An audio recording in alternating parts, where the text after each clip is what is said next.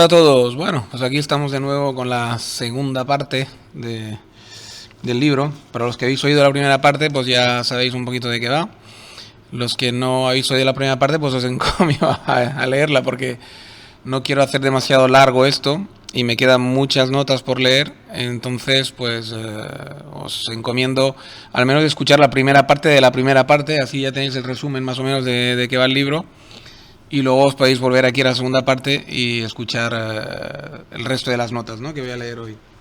A partir de la página 72, nos habíamos quedado en la página 72, en la 72, 75, 79, él hace, digamos, una serie de comparaciones entre regicidios, ¿no? Se mete de lleno en el tema de regicidios como manera digamos, de cambiar de manos, ¿no? De que el poder cambie de manos, ¿no? A pesar de que, por lo visto, en la cultura china arcaica, digamos, ¿no?, incluso antes del emperador, antes del imperio chino que hemos conocido o que está más documentado, por lo visto el cambio de reinos o de reinados, ¿no?, y de reyes, por lo tanto, estaba muy mal visto que fuera mediante el asesinato, ¿no?, mediante, digamos, el matar al rey vigente y que se pusiera un enemigo, ¿no? Entonces pone un ejemplo, el primer ejemplo que sale escrito y que recoge los escritos es el cambio violento que hubo de la dinastía Chang a la dinastía Zhou, y por lo visto esto pues marcó mucho y tuvieron que justificarlo de varias maneras y bueno, y ahí quedó como digamos una primera manipulación maquiavélica del pueblo, justificando ese cambio de poder por un designio del cielo, lo de siempre, ¿no? También hace comparaciones con el regicidio que hubo aquí en Roma de Julio César, ¿no? Y hace ver como que el sacrificio de uno, del rey en ese caso, o del emperador, o del que mande, a veces pues sirve para aplacar el pueblo, como siempre, y para que el pueblo perciba un cambio de poder, aunque sea violento, que es un mal ejemplo, porque el pueblo puede pensar que entonces si la violencia es lícita para cambiar de poder, el pueblo mismo puede ejercer esa violencia, y los mandatarios de antes de la Revolución Francesa y de antes, digamos, del concepto de Estado-Nación, etcétera, se guardaban muy mucho de que el pueblo pudiera ni siquiera imaginar que que ejerciendo la violencia se podía, digamos, cambiar el poder de manos o incluso ejercer el poder a través de representantes de ellos, ¿no? Entonces, claro, como digamos la representación era siempre divina o semidivina, se basaba en la superstición, digamos, y el rey pues era el representante directo del cielo en China. Pues bueno, siempre había que justificar, porque siempre había, evidentemente, como el ser humano es el mismo en todas partes, había pues evidentemente subterráneamente complots para siempre poder cambiar supongo que un príncipe siempre estaba intentando cambiar de régimen, ¿no? Y ahí lo explica muy bien en la página 72, 75, 79, los ejemplos de todo este cambio de poder. Luego se mete también, que es un poco una cosa que me molesta, porque en vez de seguir una cronología, digamos, la sigue en plan capitular, es decir, los capítulos marcan muy claramente lo que va a explicar, pero luego de repente dentro del capítulo va de la época arcaica a la época moderna y así va haciendo cambios muy bruscos, pero que son interesantes. Entonces, en la página 79, por ejemplo, hace un ejemplo de la China actual con su control numérico y hace una especie de paralelismo con el controlar el pueblo, que ya hubieran querido las dinastías arcaicas tener ese control tan absoluto que pueden tener hoy en día los mandatarios, ¿no? Les daría envidia, ¿no?, probablemente, el poder controlar el pueblo de forma tan precisa, ¿no?, con las herramientas digitales, etcétera, ¿no? Página 86-87, la importancia de la relación entre el rito del sacrificio con el tema de la lluvia. Bueno, él teoriza siempre que al final los primeros sacrificios humanos y tal, y en China, se hicieron siempre en problemáticas con el tiempo, ¿no? Pues no sé, si había una época con demasiados vulcanismo, demasiados terremotos, o vamos a imaginar una época eso, sobre todo relacionado con la lluvia, probablemente la falta de lluvia, etcétera. Pues ahí venían todos los primeros ritos, ¿no? Y que hoy en día se puede todavía ver algún tipo de rito arcaico remanente en Hong Kong. Se ve que hay una fiesta que se hace con dragones, y es que antes los emperadores chinos siempre llevaban un vestido de seda o algún tipo de prenda y siempre se representaba al dragón, ¿no? Porque se supone que en los ritos muy antiguos arcaicos el dragón era el que... El dragón me imagino que por el trueno, por el fuego que saca de la boca, ¿no? Se relaciona con la tormenta. De alguna forma es el que llamaba a la tormenta, el que llamaba a la lluvia, etcétera, ¿no? Luego la página 89, ejemplo de sacrificio de ritual, un jin, canibalismo, le dije a la esposa del pueblo, el jesuita Vieger, ejemplo de chivo expiatorio. Bueno, un ejemplo concreto del sacrificio de una y el posterior canibalismo de esta en un rito arcaico antiguo, un ritual, un jin. Vale la pena leerlo en la página 89 también. Es muy curioso. En la página 96-97 menciona el truco del rey que se ofrece por sacrificio en el último... vale. Y en el último momento se aparta en que el pueblo entienda la relación entre el cielo privilegiado del rey jesuita. Interpreta... Los jesuitas deben coger estos ejemplos como Jesús o Cristo. Vale.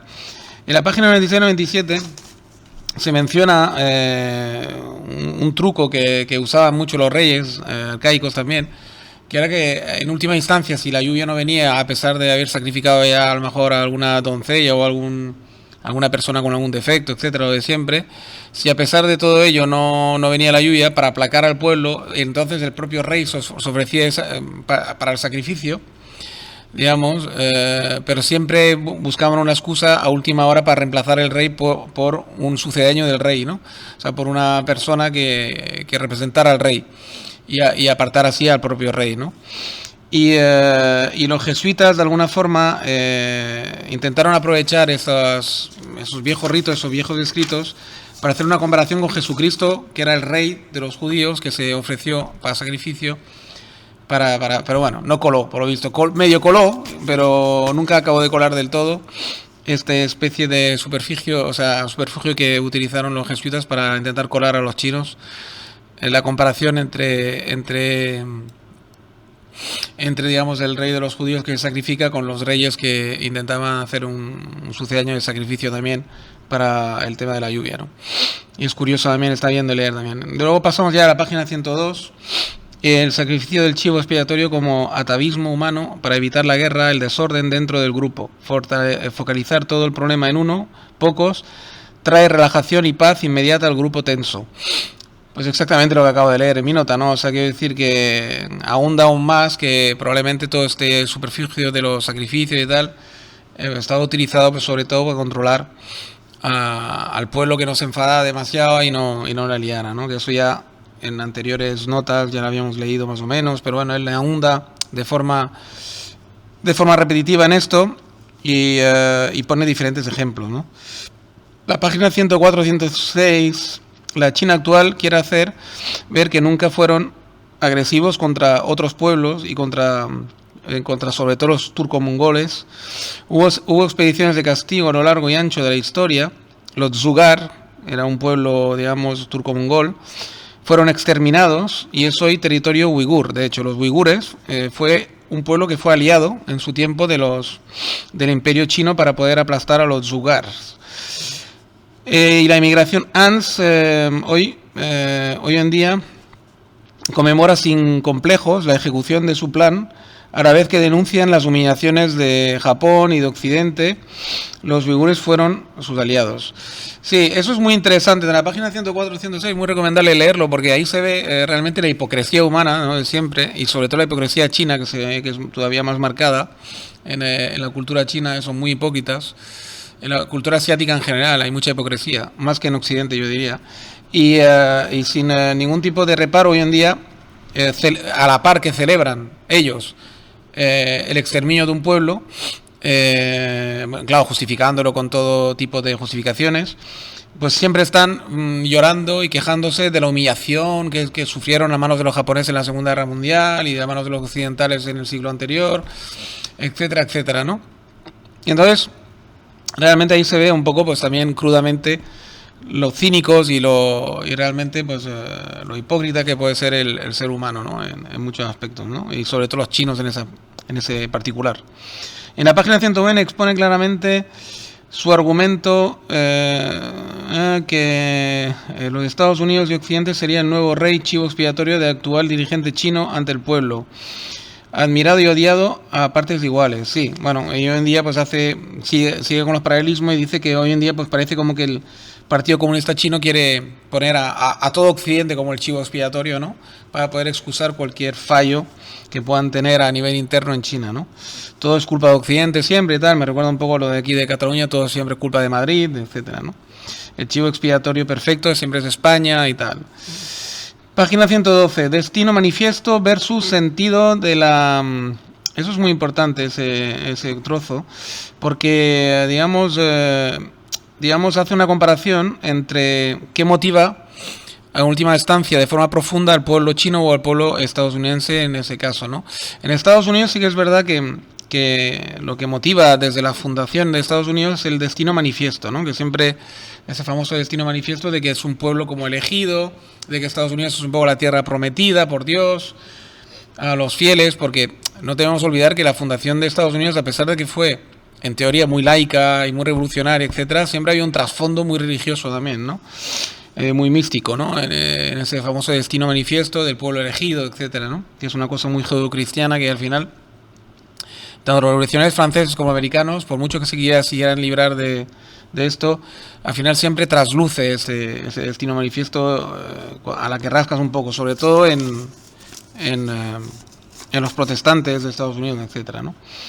Versus el sentido de la historia de los chinos, ¿no? El antiguo designo del cielo se ha transformado en el sentido de la historia del Partido Comunista, ¿no? Que siempre está con el sentido de la historia, como si la historia, digamos, les debiera por puro destino, ¿no? Por puro, digamos, también es una especie de destino manifiesto, pero dicho de otras maneras y sentido de otra manera. El designo del cielo antiguo del imperio pues se ha convertido en el sentido de la historia del chino, ¿no? O sea, ellos creen que la historia realmente les debe y les tiene reservado un destino glorioso porque así lo quiere el cielo, así lo quiere, digamos, pues Dios, en realidad, pero bueno, es la forma que ellos tienen de llamar a Dios, ¿no? Y luego todo esto hace ese sentido de la historia, digamos, el estar más siempre conectado con el cielo, con Dios y tal, hace que el culto a la personalidad del líder no haya cambiado nunca en Asia y en particular en China. Y sí, porque digo en Asia porque acordaos de que en Corea del Norte también hay un culto de un líder brutal, ¿no? Y Corea del Sur y Japón actuales no, porque está Occidente que ha transformado mucho esas sociedades, pero vamos, hasta hace poco también había siempre un culto a la personalidad del líder brutal, ¿no? Y ahí en China pues sigue, ¿no? En la página 115 ya pasamos, se ejecuta cuando caen en invierno.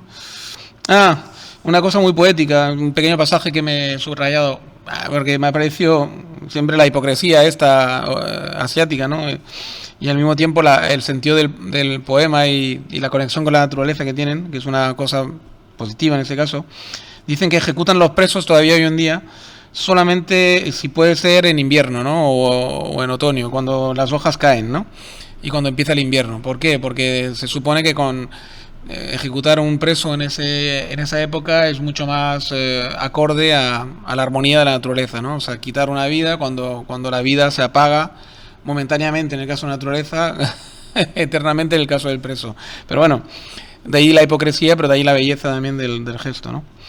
Página 122-124 expone cómo en China el emperador y su supuesta relación con el cielo es el que manda sobre todo y las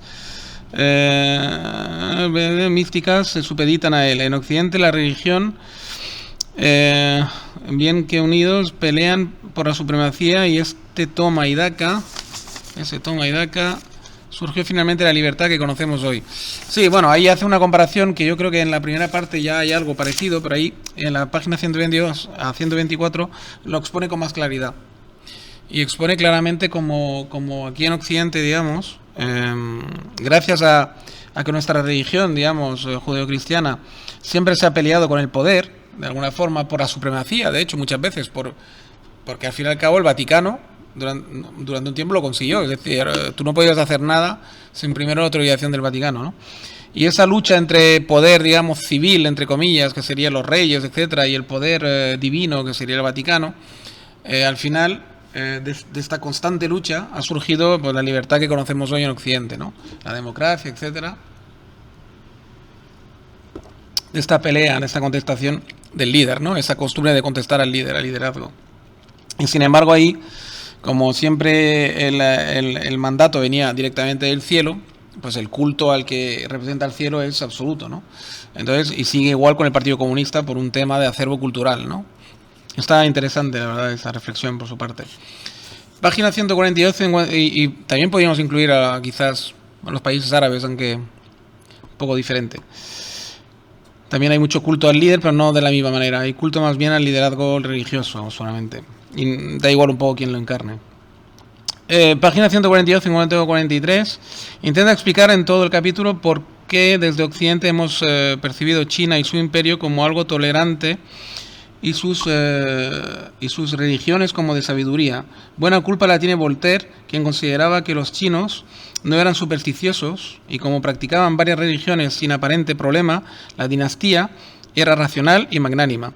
Consideraba a Confucio como algo laico y agnóstico, hizo gala de una gran inocencia al pensarlo, ¿no? Claro, el problema es que hubo, eso ya, ¿ves? Va saltando de épocas, ahora se mete en la época de las luces, Voltaire, etcétera. Sí que es verdad como una moda que de hecho dura hasta hoy en día, yo diría, esta moda, todavía renace constantemente.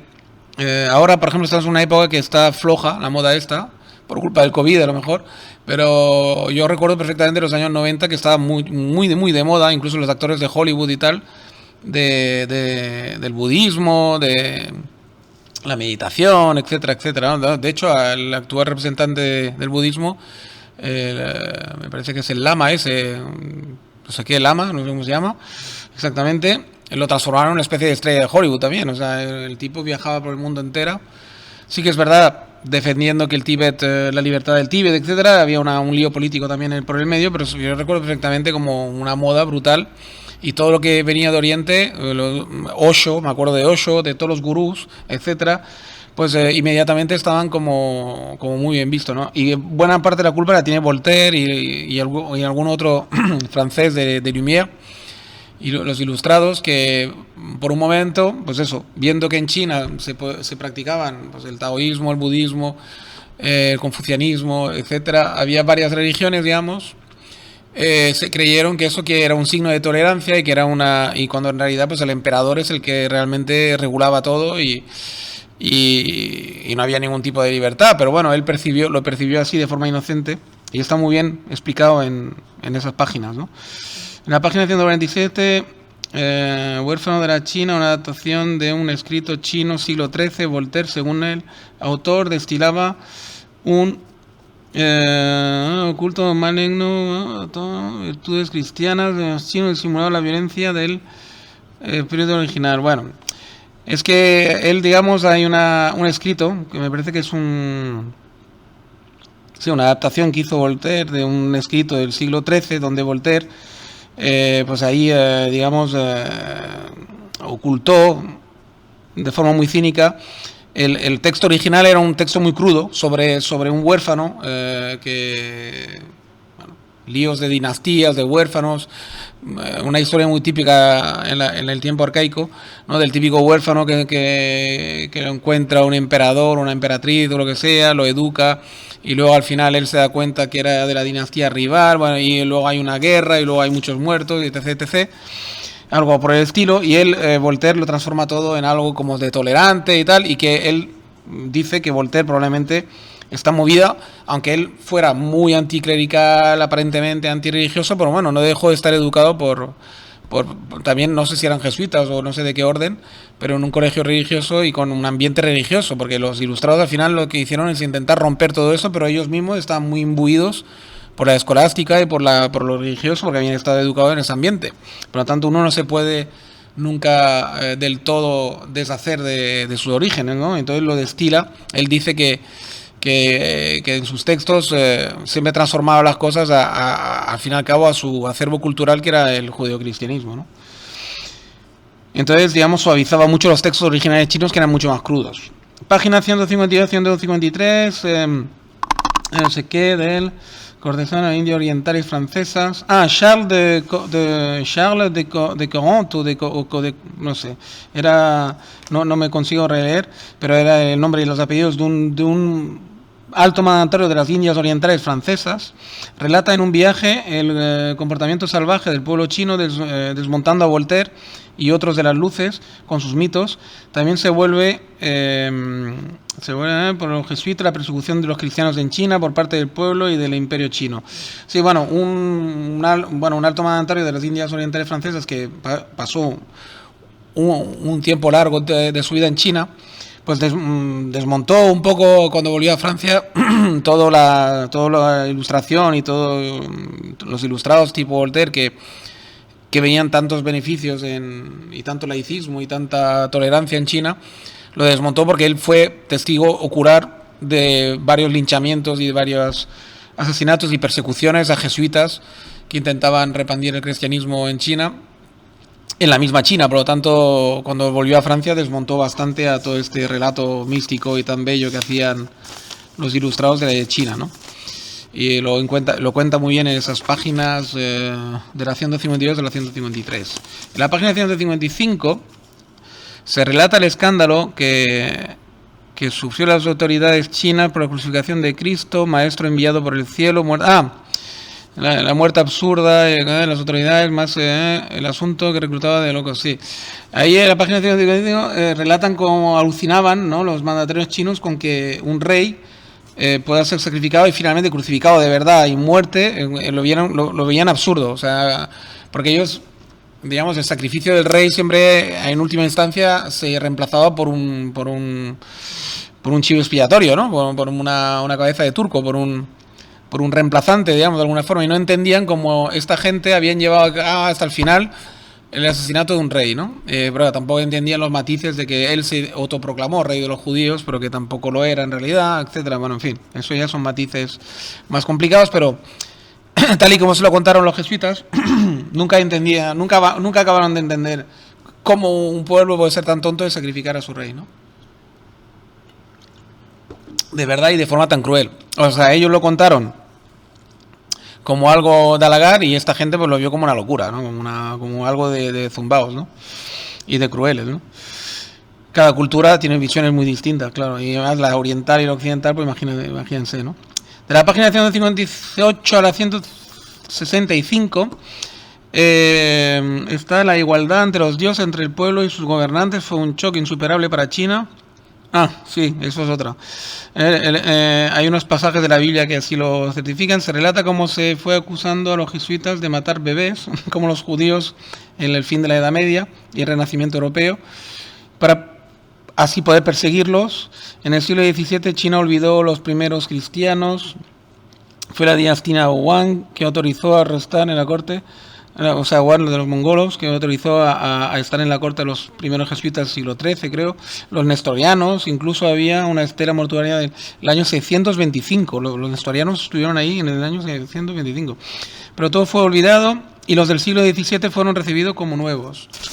En la página 665, por lo visto, lo relatan más claramente. Sí, bueno, todo esto, en la que va del 158 al 165, se relata como para ellos lo de... O sea, hay unos pasajes en la Biblia que claramente, de hecho, no sé si igual lo tengo subrayado en algún lado, que claramente, digamos, se dice que digamos eso, ¿no? Hay un pasaje aquí que dice que la relación entre Dios y sus fieles, ¿no?, se transformó mucho con el Nuevo Testamento. Y hay un pasaje en que él dice que, por ejemplo, que ya no los va a llamar sirvientes, sino que Dios, Jesús, es el que servía y va a servir a partir de ahora a su pueblo, ¿no? Y ya está el famoso ritual de lavado de los pies de Jesús a gente del pueblo, de un pueblo donde predicó, etcétera, ¿no? Como muestra de que el poder, digamos, bajaba a los pies del pueblo, ¿no? Y que se convertía en servidor del pueblo, ¿no? Y no que el pueblo servía a los dioses, ¿no? Eso fue insuperable y todavía hoy en día en Oriente eso no se entiende. Es decir, no se puede entender cómo cómo puede haber tanta igualdad entre Dios y sus profetas, además, y el pueblo, ¿no? Cómo puede ser todo tan igualitario, ¿no? Ellos solamente entienden la relación de forma vertical, ¿no? No la pueden entender de forma horizontal. Así que es un tema que chocó mucho. Y luego pues también hace un ejemplo muy divertido de cómo al final el ser humano es el mismo en todas partes y utilizaron la misma estrategia que se utilizó en Europa para poder perseguir los judíos, que era también el mismo rollo de que se comían bebés, se bebían la sangre de las jovenzuelas, etc, etc, bueno, en fin, toda una serie de barbaridades para poder justificar la barbarie que representa perseguir a un pueblo o a personas por su religión o por sus orígenes, ¿no? Entonces, luego viene, bueno, y todo eso, los nestorianos, todo eso, es muy curioso saber que en el año 625 ya hubo occidentales que intentaron hacer ya sus primeros acercamientos en China, ¿no? Pero que todo esto se fue olvidando, ¿no? En el siglo XIII hubo otro acercamiento, incluso estuvieron en la corte, que es un poco, creo que lo cuenta, todo eso va relacionado quizás con Marco Polo, los viajes, etcétera. Y luego en el siglo XVII vuelven y lo del siglo XIII y lo del año 625 estaba totalmente olvidado, ¿no? En la página 165 ya la final, de todas formas hay algo que pongo ahí de leer, pero no sé si es algo que valga la pena o qué, a ver. En China se trata de preservar el equilibrio de la cúpula del poder con la... Y si algo va mal, se culpa a un cabeza de turcos, sí, bueno, chivo expiatorio, se le sacrifica y vuelta al equilibrio. En Europa no va así porque Dios es fuente de bien y no se puede estar en desequilibrio con él, vale. Bueno, pues eso, ahí pues para preservar el equilibrio siempre es un sacrificio que se hace al Dios para restablecer el orden y el equilibrio con la naturaleza, y en Occidente tenemos una visión totalmente distinta porque ya Dios es la fuente del bien supremo y no se puede estar en desequilibrio con el que ya es la fuente del bien supremo y absoluta, ¿no? Entonces es para, digamos, subrayar la diferencia tremenda entre una cultura y la otra, ¿no?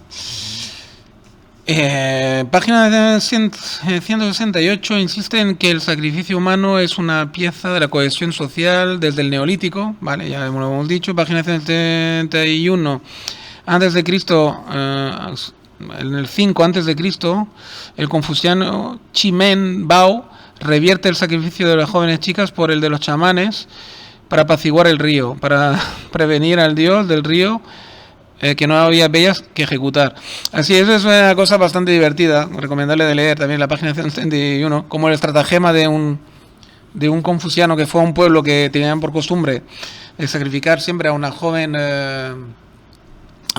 digamos, virgen, para apaciguar el río cuando era un sitio donde el río se desbordaba muy a menudo, a cada vez que había una crecida, y arruinaba las cosechas. Y entonces, digamos, los brujos locales tenían esa costumbre, ¿no? Y entonces el confuciano Chimen Bao revierte esa costumbre sacrificando a los propios brujos, convenciendo al pueblo que sacrificara a los brujos para poder ir a prevenir río abajo de que este año no había ninguna jovencita para sacrificar, ¿no?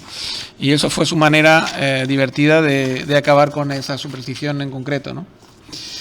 Luego la página 175-174 insiste en el paralelismo entre la China arcaica, el sacrificio con el Partido Comunista, con el emperador sacrificable.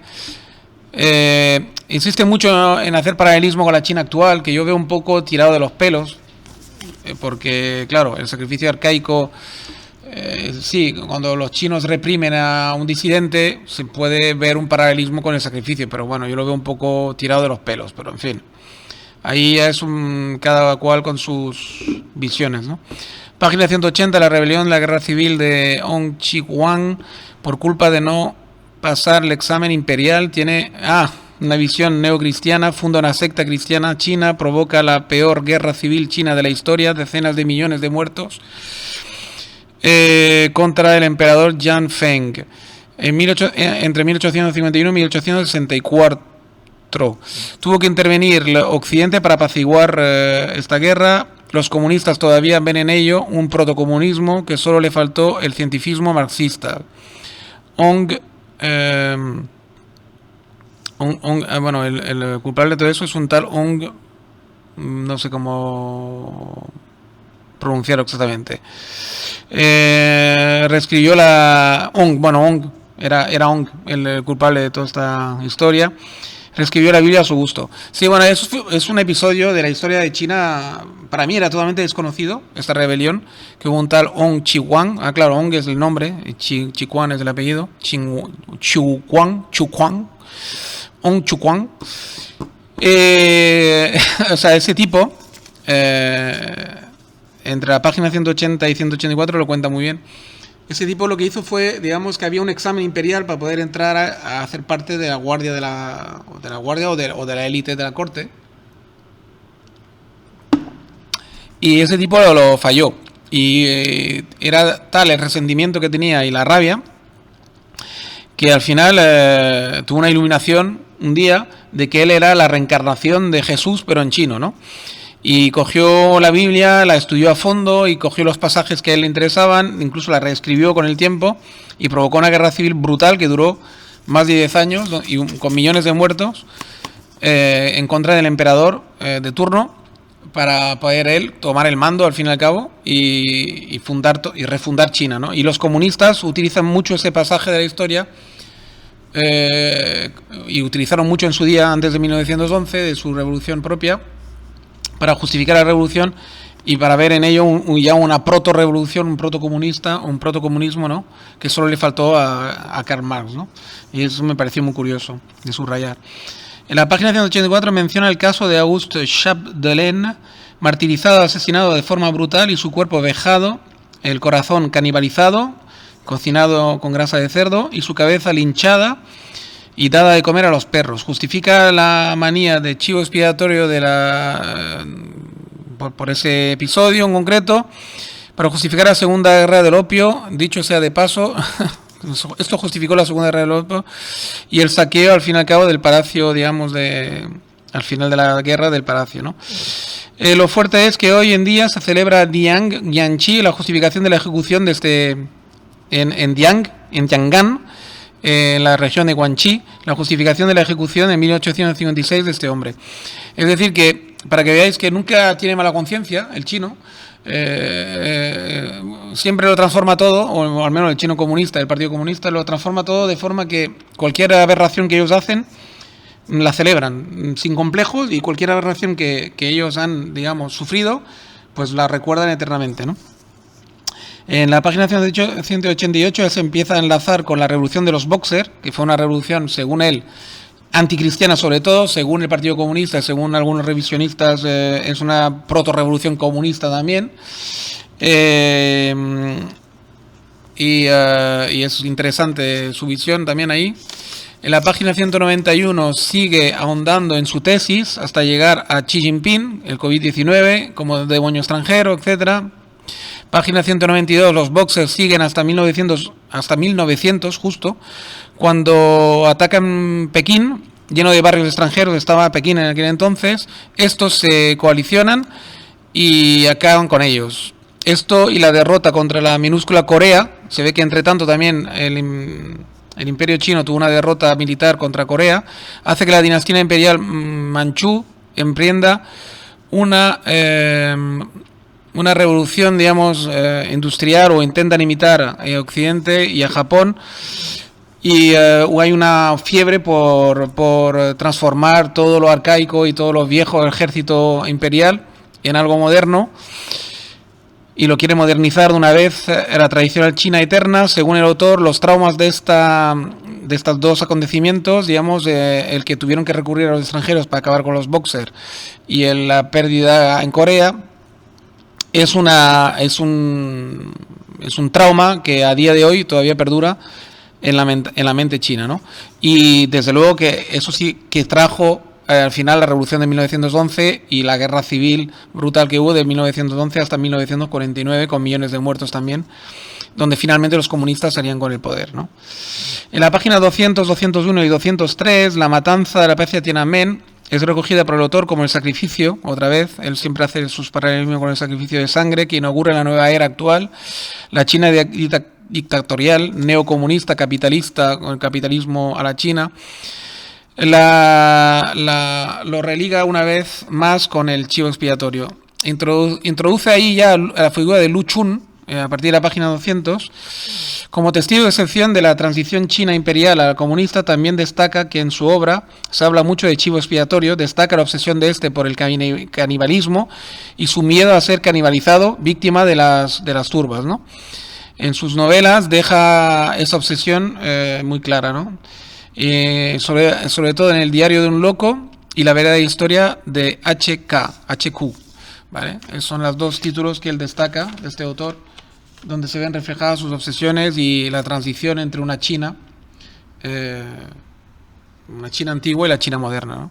En la página 207 se lamenta que la China actual haya excluido el titubeante, en todos los sentidos, Lu Xun, de los programas escolares de la actual China, viendo en ello un signo más del encierro sobre sí mismo de la China actual y su deriva dictatorial absoluta, ¿no? Página 210-211, Lu Xun nos priva de tener buena conciencia, de ahí probablemente que lo eliminen de los... Porque Lu Xun era una persona que siempre en sus novelas dejaba traslucir que esa buena conciencia que tenía el pueblo después de ejecutar un chivo expiatorio, etcétera, era horrible. Y de alguna forma siempre él de hecho en sus novelas privaba del placer de la turba del sacrificio, ¿no? Él siempre a última hora, cuando iba a ver un sacrificio, pues alguien paraba el sacrificio y dejaba al lector y a la turba sin su sacrificio de sangre, etcétera, ¿no? Hay también una cosa poética donde compara la sangre derramada con el agua, que otra vez más lo arcaico de los tiempos donde hay, digamos, sequía, etcétera, ¿no? Página 219, 1936, Lu Xun muere. Primero fue refutado por el Partido Comunista, y como la juventud de aquel entonces adoraba sus novelas, etcétera, pues de alguna forma lo rehabilitaron su figura, y hasta hace poco que lo han vuelto a sacar de los colegios, ¿no? En la página 224 insiste en que China y el mundo occidental, al dejar de crecer y practicar el sacrificio de un chivo expiatorio, está sumida en los sacrificios de millones, de ahí el siglo XX, y China quiere volver sin culpa al chivo expiatorio. Bueno, ahí hay una teoría muy suya, en la cual, digamos, dice que por culpa de que, sobre todo los chinos tienen esa sensación, ¿no?, que por culpa de que no se sigue con los sacrificios rituales, tipo matar a César, etcétera, cuando hay problemas, ha habido la Primera Guerra Mundial, la Segunda Guerra Mundial, etcétera, porque ahora, digamos, el sacrificio que se exige para un cambio de régimen es mucho mayor y tal, pero bueno, ahí yo creo que se le va un poquito la pinza, porque se deja en el tintero las razones geopolíticas de peso que hubo para la Primera y la Segunda Guerra Mundial, que era simplemente que Alemania quería contestar el creciente cada vez poder del mundo anglosajón, ¿no? Por lo tanto, digamos que ahí yo creo que la fastidia un poco, ¿no? En la página 229-231, entre 1950 y 1960, el partido elimina a 500.000 cristianos de 4 millones censados, y entre protestantes 1 millón y 3 millones de católicos. Hoy en día, en 2021, se les obliga a registrarse para que puedan poner sacerdotes del Partido Comunista, tal y cual. Bueno, ahí vuelve con su obsesión que no le gusta que persigan a los cristianos en China, etcétera. Entonces da datos. Página 233, aprovechando el COVID, se cerraron centros de culto que no se han vuelto a abrir a día de hoy, y se reescribe la Biblia desde el Partido Comunista. Página 237, insiste en la costumbre de erradicar religiones extranjeras. En tiempo imperial se persiguió el budismo y el taoísmo también, se obligaba a denunciar a los representantes imperiales, ponían edictos en los pueblos para denunciar a todo el que practicaba el budismo y el taoísmo. O sea, religa que es una costumbre ya muy china de perseguir siempre a religiones que venían del extranjero. Yo creo que el budismo venía de la India, probablemente, y el taoísmo, pues no sé exactamente. Yo pensé que era algo muy chino, pero bueno, igual venía de otro lugar. Página 244. El problema en el paraíso. Problemas en el paraíso. Luego se pone a ver que la China actual describe como muchos estudiantes van a Occidente a completar sus estudios y no vuelven. Da los ejemplos de Hong Kong, de Taiwán, en su virulenta ganas de volver a ser independiente de China, las inversiones millonarias que hacen los millonarios chinos fuera de China, y todo ello conforma un problema grande para el partido, ¿no? El comunista, evidentemente. Página 246, una conferencia de un tal Ernest Renan, quien dijo: la nación es un plebiscito diario, los habitantes deben querer pertenecer a la misma, la raza no es un punto válido, ni somos animales determinados como canes o felinos. Peng, de Taiwán, cogió esta cita para digamos, contrarrestar a Xi Jinping y su discurso de que, al fin y al cabo, los taiwaneses y los chinos son una misma raza y que, por lo tanto, tiene que volver al seno materno Taiwán, que es China, ¿no? Sí, bueno, es interesante, porque se ve que en tal Ernest Renan, que él hablaba más bien del problema de la Alsacia, de hecho, de que hubo un tiempo que Alsacia fue alemana, luego volvió a ser francesa, luego en la Segunda Guerra Mundial Hitler volvió a la volvió a conquistar, y Francia siempre la reclamó como una parte suya, ¿no? Y al final el Ernest Renan ese, bueno, pues dijo que al final, mira, esto no va de razas ni va de apellidos, sino que va de querer pertenecer o no a una nación.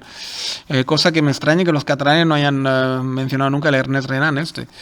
Pero bueno, entonces, que es un plebiscito, ¿no? Diario casi, el querer pertenecer o no a una nación, y que no se puede obligar a nadie, por mucho que sean de la misma raza que tú, incluso de la misma religión, a seguir perteneciendo a un Estado si no quieren, ¿no? Bueno, pues sí, no se puede decir que no. Lo más democrático es esto, desde luego. Luego hay razones de otras muchas índoles, de manipulaciones, etcétera, que pueden contestar lo que tan bellamente dice el Renan aquí, pero bueno, en fin, no se puede decir que no. Es un argumento que utilizan eso lo dice todo eso es un argumento que utilizaba un tal líder, un tal Peng, que murió con 99 años hace poco, para contrarrestar las ambiciones chinas de volver a recuperar Taiwán, ¿no? Página 248-249, el autor menciona que 4 grandes líderes de Taiwán, Sun Yat-sen, Chiang Kai-shek, Chi Qing-kyu y Li Ching-hui, se convirtieron al cristianismo, y no se da cuenta de que de alguna forma apoya la sospecha china de que las religiones extranjeras al final desvían a los chinos de la sinización.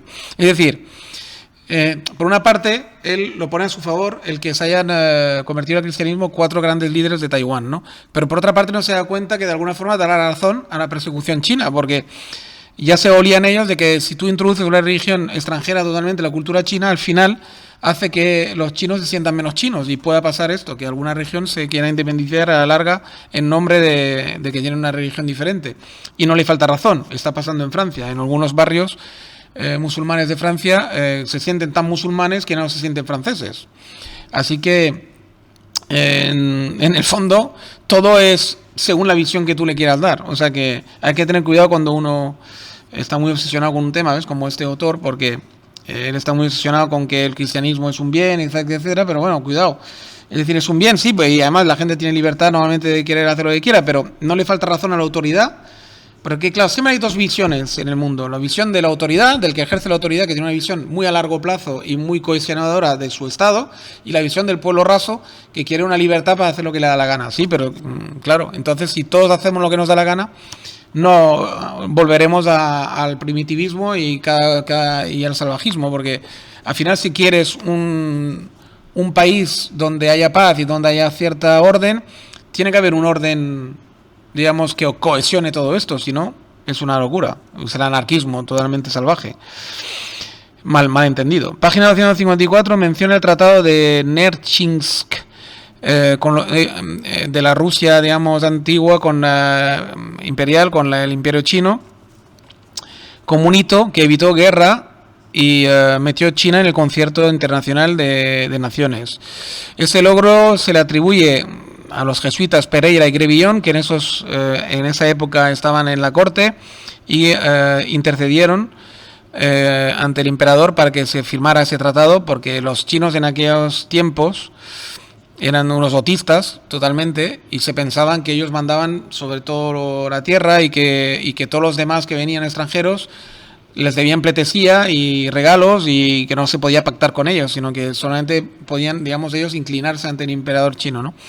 Pero ellos no se daban cuenta que el mundo estaba evolucionando y que realmente los europeos eran mucho más potentes que ellos. Luego se redactó en latín un tratado en 1692 sobre la tolerancia, o sea, aprovechando esto, ese hito, ese tratado de Nerchik, los Pereira y Gerbillon hicieron firmar al emperador un tratado de tolerancia al cristianismo en 1692, pero como le redactaron en latín, aunque lo firmó y lo selló y le llevaba el sello imperial, nunca le hicieron caso los posteriores emperadores, porque como estaba en latín y no lo entendían, pues arguían que no valía para nada el tratado, ¿no? Entonces se pudo perseguir a los cristianos tranquilamente sin ningún tipo de problema a pesar del tratado. Luego nunca se respetó, lo que acabo de decir. Y luego también se produjo el tratado de Kiakhta, también con el Imperio Ruso, en 1727 entre el Imperio Ruso y el Imperio Chino. Y también era un jesuita el que propició ese tratado, que era un tal Dominique Pagenin, o Parenin. Hasta entonces el Imperio Chino veía en su autismo creyendo que el centro del mundo y no necesitaban tratados, tal.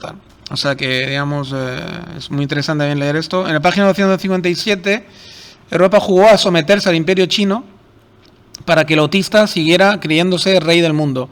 Hasta 1860, en la Segunda Guerra del Opio y el saqueo del Palacio Imperial de Pekín, momento en que el sueño se rompe brutalmente. O sea, jugaron a esto, los europeos jugaron al jueguecito de hacerle creer al emperador que sí, que se inclinaban ante él mientras le siguieran dejando hacer negocio con el opio y con todo lo que quisieran, y emparándose de Hong Kong y emparándose de Formosa y tal, y teniendo barrio en el propio Pekín de ellos, y hasta que al final, bueno, por el episodio de la guerra civil que provocó aquel loco del sur de China, que se quería Jesucristo, pues intervinieron, y aprovecharon que intervinieron para ayudar al emperador, le hicieron ver toda la fuerza que tenían, y además saquearon el palacio de entrada para certificar su poderío, ¿no? Y ya pues se rompió todo el sueño del emperador chino de ser una potencia, etcétera, ¿no? Y de que solo él mandaba sobre el mundo. Página 262. Ahora China quiere revancha, y la quiere en todos los frentes, no solo económico, sino espiritual. Quieren demostrar que en el fondo siempre fueron mejores, pero les faltó potencia para imponer su modelo, en vez del modelo occidental. Ahora quieren revertir esto. Sí, bueno, están en ello, están en querer revertir todo ese siglo de humillación que siempre dicen, a base de potencia. Incluso el relato lo quieren a su favor y quieren desmontar el relato occidental. Y ahí están, ¿no? En la página 264 y hasta la 267, China es convencida de que en su grandeza, en el tamaño, en el tamaño de su país, digamos, reside su grandeza. Incluso ponen como ejemplo que digamos, el intento de la Unión Europea de unirse y hacer un solo país no es más que una imitación a China, ¿no? Y los Estados Unidos y Rusia, que ya son modelos para ellos parecidos a ellos, por lo tanto los respetan por su grandeza, su tamaño, son más parecidos a su modelo de grandeza y de potencia, etcétera. Y Europa la ven como una pobrecita idiota que intenta imitarlos sin lograrlo, ¿no? Porque son por sus particularismos y están demasiado arcaicos y atados a sus pequeños pueblecitos. Bueno, en eso hay que darle casi la razón, porque y España es un ejemplo de ello, y la antigua Yugoslavia, que se puede dividir en 1000 trozos por ambiciones estúpidas y particularismos raciales estúpidos, etcétera, y de idiomas, y, en fin, toda esa estupidez. Y en eso les tengo que dar la razón en parte, ¿no? Con sus pequeños países, etcétera, ven con una mirada excluyente y estrecha, y ellos nos ven como gente de mirada estrecha y tal, y ellos se ven como magnánimos, tolerantes, que aceptan las diferencias. Y lo que pasa es que de forma torticera todo eso ellos lo llaman inclusión, es decir, a someter al pueblo uigur, a someter, digamos, a las diferentes etnias, a Tíbet, etcétera, lo llaman como que ellos no tienen reparo en incluir diferentes etnias a su país, ¿no? Es muy cínico y muy hipócrita mirarlo de esa manera, ¿no? Y sin embargo ya sabéis que en el wokismo y en la actual, digamos, Europa, pues se ve muy diferente la inclusión. Tiene un significado muy distinto que de hecho el significado que le damos aquí en Europa ellos se burlan de él, ¿no? Porque dicen que es un significado débil, ¿no? Bueno, para ellos incluir los pueblos les hace tolerante, la visión de la inclusión occidental, etcétera, pues les es ajena. La inclusión europea occidental, según el autor, es debida a no dejar a nadie atrás, el cristianismo. Claro, él se marca un tanto con el cristianismo, la inclusividad, digamos, lo ve como algo cristiano. China, a pesar de todo, es influenciada por esto, con su comunismo, el concepto de moderno, inclusión, tal, bueno, en fin, que a pesar de que ellos se creen muy originales, probablemente están influidos, ya el hecho que sean comunistas da fe de ello, que están influidos por Occidente, ¿no? A pesar de que ellos dicen que no. Página 270 hasta la 73. Claro, dicen que la crisis económica que se abatió sobre Occidente, ¿no? Las subprimes y todo el tema de 2007 al 2008, fue un trauma que ellos aprovecharon además para desatarse un poco de Occidente, viendo que incluso en lo económico Occidente estaba empezando a fallar, ¿no? Y como eso ocurrió justo en el 2008, año de los Juegos Olímpicos que ellos organizaron, fue un punto de inflexión y de rotura en la mente de los gobernantes chinos que nos han llevado bueno, hacia la China actual, la superautoritaria y que estamos conociendo hoy en día, ¿no?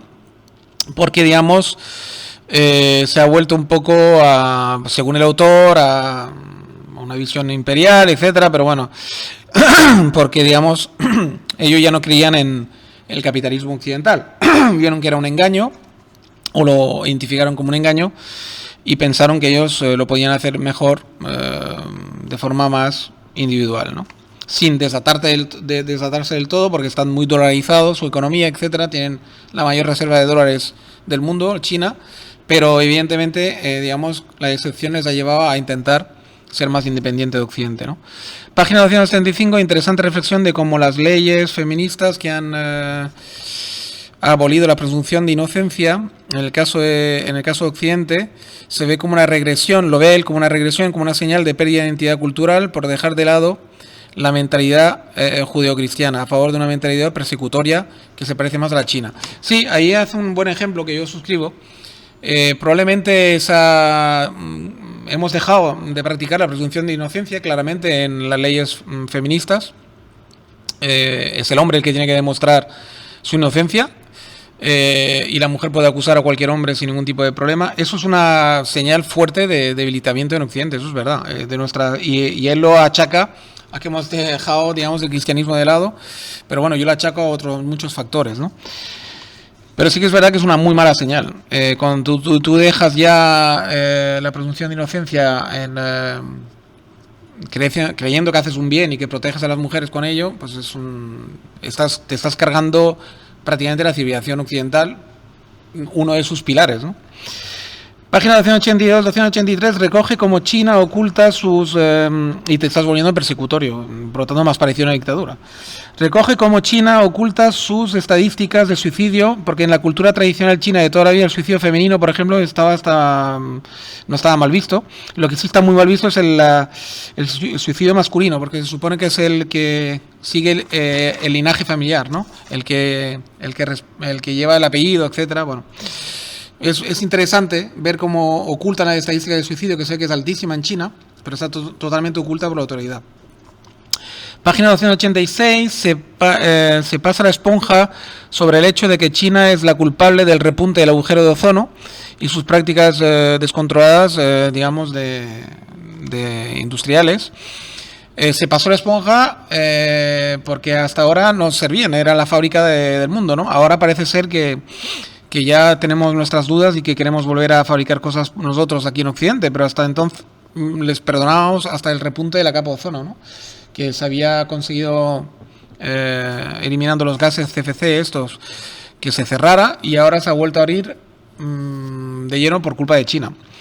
Página 303, China como nueva rica se puede... la revancha de Occidente debilitado de todo en el tercer mundo. Vale. China es vista ante los países en vías de desarrollo como la nueva héroe, la nueva heroína, ¿no? Porque como puede, digamos, ponerse de tú a tú con Estados Unidos en potencia, en economía, etcétera, ¿no? Y es ahí lo vemos en la guerra de Rusia-Ucrania, que quizás no había estado todavía cuando él había escrito el libro. Se ve claramente como China se ha aliado a Rusia de alguna forma, o por lo menos no se ha metido como los occidentales están en contra de Rusia, y hay sospechas incluso de que bajo mesa ayudan a los rusos, y a través de Corea del Norte, que al fin y al cabo es el hermano, es como, digamos, el polimalo de China. Claramente están ayudando a Rusia porque, claro, hay una complicidad, digamos, de países revanchistas, ¿no?, contra el poder anglosajón y occidental, ¿no? Página 304, desde que el COVID todo lo extranjero es cada vez menos aceptado, incluso ridiculizado, porque han aprovechado el cierre de China al extranjero para seguir, digamos, ahora encerrándose en sí mismo y rechazando lo extranjero. El Partido Comunista actual. En la página 307, otro alegato de Occidente pendiente del judeocristianismo se pone en peligro de pérdida de identidad y podría ser fagocitada por China o quien sea. Digamos, él argumenta, el autor, que esa pérdida de identidad judeocristiana es la gran culpa de nuestra debilidad y que en un futuro podamos ser derrotados por China o por cualquier otro país, China-Rusia, una alianza de todos ellos, por culpa de que no tenemos unos valores claros, por culpa de nuestra pérdida de identidad judeocristiana. Y ellos sí que tienen unos valores claros todavía, a pesar de que se llaman comunistas, porque él dice que nunca se ha roto con el imperio chino y que la revancha es del imperio, no tanto del comunista, bueno, etc, etc. En la página 311, Finalia hace un resumen muy bueno de lo que es lo que fue el Congreso del todopoderoso Xi Jinping en su congreso, el último congreso, donde se reeligió por tercera vez y creo que eternamente ya su mandato, ¿no?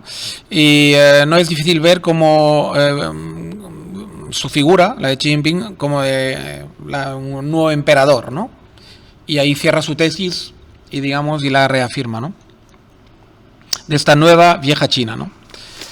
Así que, bueno, yo creo que ya todas mis notas están leídas. Yo creo que con este resumen y esas notas que os he leído ya tenéis un resumen de este libro muy interesante que recomiendo leer, como siempre. Y a los que mis notas os han servido para algo, pues me alegro. Espero que me lo agradezcáis de alguna manera, por lo menos en forma de suscripción y en forma de like.